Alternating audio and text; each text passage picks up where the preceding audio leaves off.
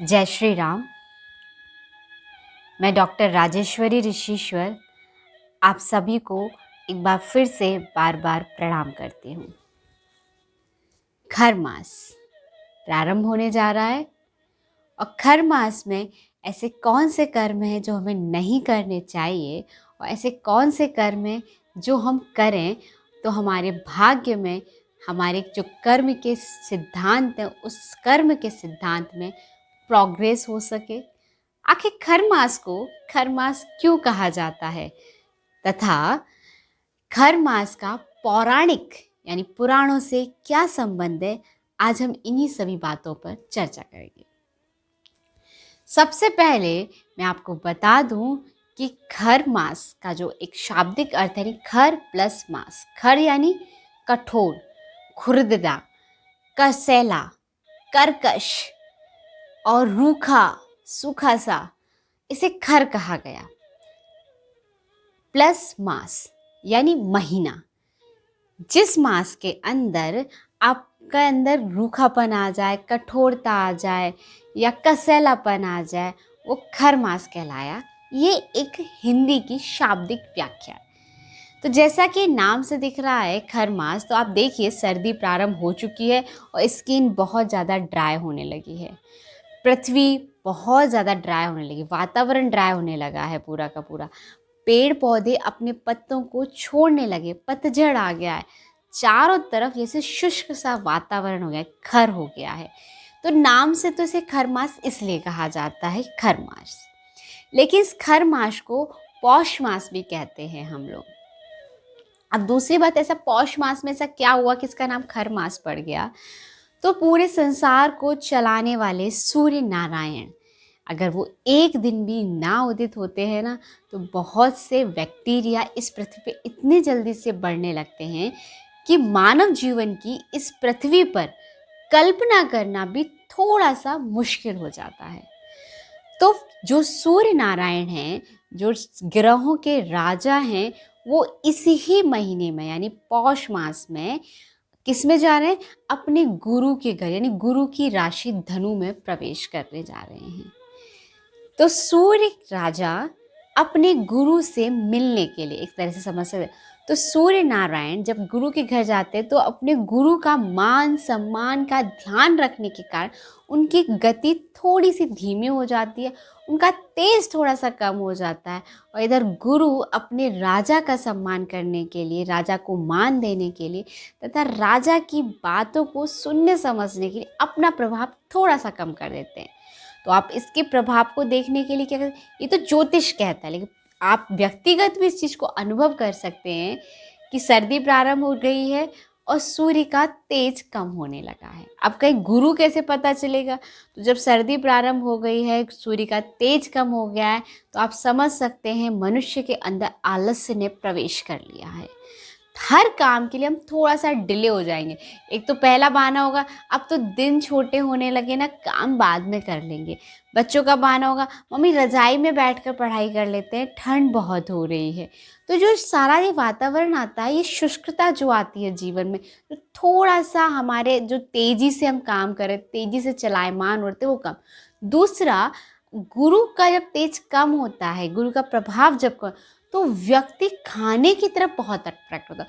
तो आप देखिए पूरे जितने भी मौसम है उसमें सबसे ज़्यादा सर्दी में हम जितना खाते हैं, गोंद के लड्डू, मावा के लड्डू, और इस मौसम में डाइजेस्ट भी हो जाते हैं। क्यों? क्योंकि गुरु का तेज कम है, जठराग्नि पूर्ण बली होती है और वो काम कर देती है। ये दो मुख्य कारण। अब बात आती है कि खर मास में हम क्या कर्म नहीं कर सकते। तो सबसे पहली बात, जितने कर्म को हम पुण्य का कर्म कहते हैं वो कर्म नहीं कर सकते। पुण्य का कर्म मतलब आप शादी विवाह नहीं कर सकते, आप यज्ञोपवीत नहीं कर सकते, आप कोई नया काम प्रारंभ नहीं कर सकते, आप गृह प्रवेश नहीं कर सकते, आप शिलान्यास नहीं कर सकते, आप वाहन नहीं खरीद सकते, आप विद्या का जो कुछ नया आरंभ हो रहा है आप कर्ण छेदन नहीं कर सकते। ऐसा कोई भी 16 संस्कार से कुछ भी थोड़ा सा रिलेटेड होता है, आप गौना नहीं कर सकते, आप कोई भी ऐसा पुण्य कर्म नहीं कर सकते। लेकिन इसका मतलब ये नहीं कि आप पुण्य नहीं कर सकते, बल्कि शास्त्र कहते हैं जब पौष मास प्रारंभ हो और जब खर मास उसमें लगा हुआ है, तो सबसे ज़्यादा इसको हमारे वैज्ञानिक तरीके से, यानी ऋषि मुनियों ने, जिन्हें मैं रिसर्चर कहती हूँ, उन्होंने इस मास को विशेष रूप से इसलिए ही निर्माण किया था कि गुरु और सूर्य जब आपस में संबंध बना रहे, युति बना, यानी आपकी आत्मा और आपके गुरु में बहुत आपस में संबंध बना हुआ है, तो इस वक्त आप सांसारिक कर्मों को साइड में रख, वो कर्म आपको नहीं करने। आपको क्या करना है? इस समय परमात्मा की प्राप्ति के लिए अधिक से अधिक जप करना है, अधिक से अधिक तप करना, अधिक से अधिक स्वाध्याय करना है। इसे शास्त्रों में कहा है कल्प तरु करना है। कल्प यानी आपका शरीर और तरु यानी दोबारा से युवा करना है। अब शरीर तो युवा नहीं होता है, शरीर मतलब आपके शरीर में व्याप्त जितनी भी पंच इंद्रियां हैं, पंचकर्म इंद्रियां हैं, पंच, इन सबको दोबारा से जाग, अब इनकी शक्ति कहाँ देती है? इसकी शक्ति आत्मा में होती है, यानी आत्मा आपका क्या? तेज है, बल है। उसको बल कैसे मिलता है? आपके ध्यान से, आपके पूजन से। तो जो पुराना समय था उसमें क्या था? कल्पतरु कैसे करेंगे? कि कल्पतरु करने के लिए आपको जाना है त्रिवेणी पे, ठीक है।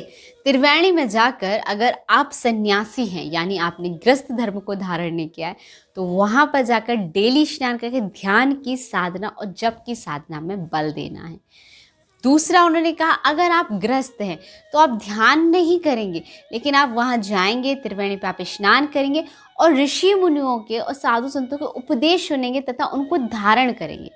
तीसरा उन्होंने बोला कि अगर आप विद्यार्थी जीवन में, तो त्रिवेणी पर जाएंगे, ऋषि मुनि के उपदेश भी सुनेंगे, उनकी सेवा भी करेंगे, तो आपके लिए पूरा एक वायुमंडल उन्होंने तैयार किया था जिससे आप ये कर्म करेंगे। अब आती है वर्तमान परिस्थिति। वर्तमान परिस्थिति में हम इतने फ्री नहीं हैं ना, हमारे पास ऐसी योजनाएं हैं कि हम जा सके, और सबसे बड़ी बात कोविड भी है भैया, अभी तो जा नहीं सकते। कोई बात नहीं, मैं मानती हूँ हमारे रिसर्चर बहुत ज्ञानी थे।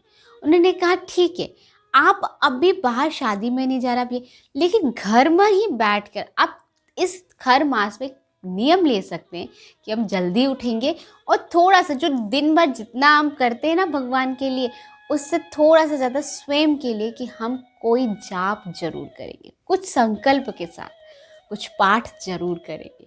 ये खर मास में विशेष होता है। दूसरा, मैं विद्यार्थियों के लिए कहूँगी कि खर मास आया, ओए होए बल्ले बल्ले, आपकी तो लॉटरी लग सकती है, क्योंकि सूर्य और गुरु का मिलन है। आप किसी भी कंपटीशन एग्ज़ाम की तैयारी करें, आप कोई भी बड़े एग्ज़ाम की तैयारी करें, आप करियर अपने सोच रहे हैं कि मेरा आगे आने वाला समय कैसा आने वाला है, क्या मैं सोचूं करियर में कैसे आगे बढ़ूं, तो बहुत ही मिरेकल समय है ये।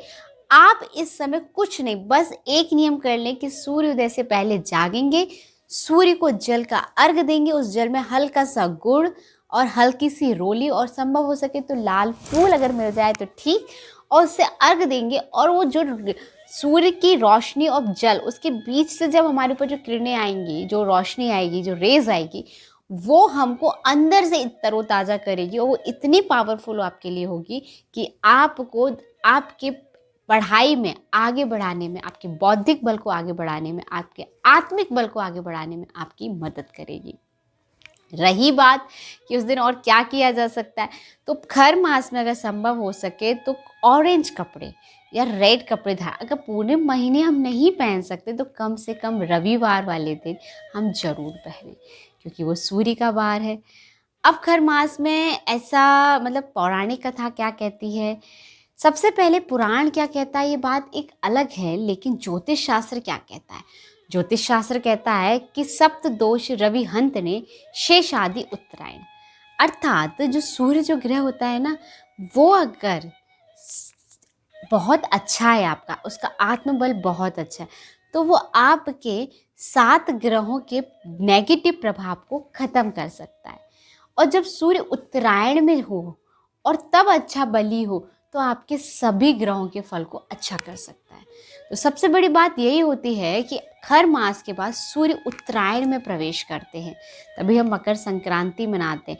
पूरे महीने हम पुण्य करने के बाद जो 15 तारीख को, जो 15 जनवरी या 15 जनवरी को जो सूर्य मकर राशि में प्रवेश करें, तो हम दान करते हैं, क्योंकि हमने जितना कमाया उसका कुछ हिस्सा प्रभु के नाम से, इसलिए दान का महत्व था। अगर आप खर मास में किए गए कुछ भी एक कर्म को नहीं कर रहे हैं, मतलब कोई भी एक ऐसा संकल्प ले, तो वो पुण्य में जो आप मकर संक्रांति वाले दिन स्नान करके दान करते हैं उसका फल थोड़ा सा फीका पड़ जाता है। ऐसे तो शास्त्र कहते हैं दान कैसे भी किया जाए कल्याण करता है, तो फिर भी मैं कहूँगी खर मास के थोड़े से नियम क्या है, कुछ नहीं, बस जल का अर्घ देना, सूर्य को बल देना, सूर्य को आर्घ्य देना। अब इससे पौराणिक कथा क्या कहती है, खरमास को खरमास क्यों कहा गया, खरमास में ऐसा क्या किया गया कि भगवान नारायण ने इसे अपना नाम, अपना गुण, अपना सब कुछ दिया। वास्तविकता ये थी कि सूर्य को भगवान ने एक कर्तव्य दिया था, एक कर्म दिया था कि तुम निरंतर गतिमान रहोगे, तुम्हें विश्राम नहीं करना है। सूर्य अपना कर्तव्य कर्म कर रहे थे, लेकिन सूर्य के रथ में, सूर्य जिस रथ पर विराजमान, उस रथ में उनके 7 घोड़े भी होते हैं। वो घोड़े निरंतर चलते चलते चलते चलते सहसा एक दिन बहुत थक जाते हैं और वो एक जल का सरोवर देखते वहाँ पर जल पीने के लिए रुक जाते हैं।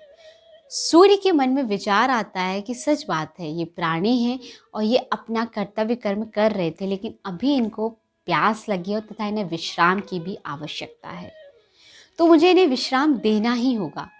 और वो उनको विश्राम के लिए वहाँ पर खुला छोड़ देते। लेकिन सूर्य कहते मैं नहीं रुक सकता, मेरा नियम नहीं है कि मैं यहाँ रुकूं।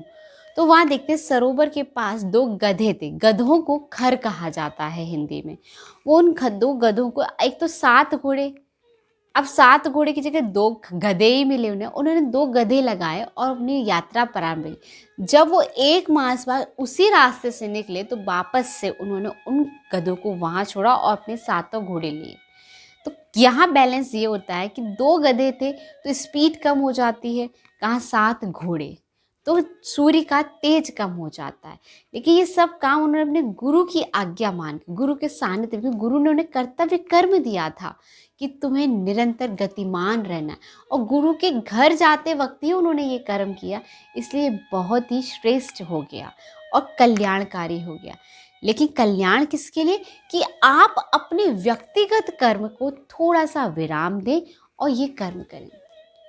ये कहानी नहीं है, ये पुराण नहीं है, ये हमारे जीवन को एक दिशा देने का माध्यम है। वास्तविक रूप से जो त्रिवेणी है इस जन्म में हमारे पास, वो है हमारी ब्रकुटी, जहाँ पे इला, पिंगला और सुषुम्ना तीनों ही नाड़ियों का समावेश होता है, यानी आज्ञा चक्र, जहाँ महिलाएं बिंदी लगाती हैं या पुरुषों के तिलक लगाया जाता है, जिसे बहुत तेजों में माना जाता है। ये त्रिवेणी है। इस त्रिवेणी पर बैठकर आपको स्नान करना। अब स्नान किसका करना है, आपको ज्ञान स्नान करना है। आप गीता का पाठ कर सकते हैं, आप भागवत का पाठ कर सकते हैं, आप रामायण का पाठ कर सकते हैं। आपने कोई अपना गुरु जीवन में अगर माना है तो गुरु मंत्र का पाठ कर सकते हैं। लेकिन यहाँ बैठकर ही, जब आप यहाँ बैठकर वो पाठ करेंगे तो या वो ध्यान करेंगे तो पुण्य में कैलकुलेट होता है, और खर मास इसी के लिए बनाया गया है। तभी आपका वास्तविक त्रिवेणी का स्नान होगा और आप वास्तविक रूप में परमात्मा को अपने समकक्ष पाएंगे। तथा विद्यार्थियों के लिए ये बात है कि वो सही रूप में अपने लक्ष्य को प्राप्त कर सकेंगे। अगर मेरी बात आपको अच्छी लगी हो, समझ में आई हो, तो ज़रूर प्रयोग करें। मैं नारायण से प्रार्थना करूँगी कि प्रयोग किया उनको ज़रूर वो कृपा करते हैं। अच्छा, मेरा चैनल सब्सक्राइब करें, लाइक करें और ज़्यादा से ज़्यादा इस वीडियो को शेयर करें, क्योंकि खर मास 15 तारीख से 15 दिसंबर से प्रारंभ हो रहा है और 15 जनवरी तक एक महीना है आपके पास, पूरा एक मास है आपके पास। इस पूरे एक मास में एक आप अच्छे कर्म कर सकते हैं। तब तक के लिए जय श्री